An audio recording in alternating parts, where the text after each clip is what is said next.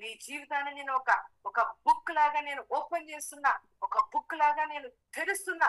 నీ యొక్క లైఫ్ లో అనేకమైనటువంటి సైన్స్ అండ్ మిరకల్స్ ఉన్నాయి, అనేకమైనటువంటి ఆ వండర్స్ ఉన్నాయి, అనేకమైనటువంటి ఆ హిస్టరీ మిరకల్స్ ఉన్నాయి. నీ బుక్ ని నేను ఓపెన్ చేసిన, నీ యొక్క బుక్ లో నీ గురించి ఏదైతే ఉన్నదో నేను దాన్ని ఇప్పుడు ప్రవచిస్తున్నా.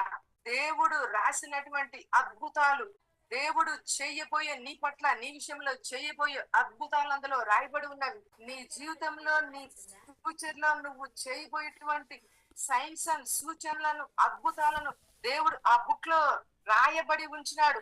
నేను మాట్లాడుతున్నా, అది ఒక ఆత్మీయ బుక్, అది ఒక స్పిరిచువల్ బుక్. అది యేసు రక్తంతో రాయబడింది, దేవుని యొక్క బ్లడ్ ద్వారా అది ముద్రించబడింది.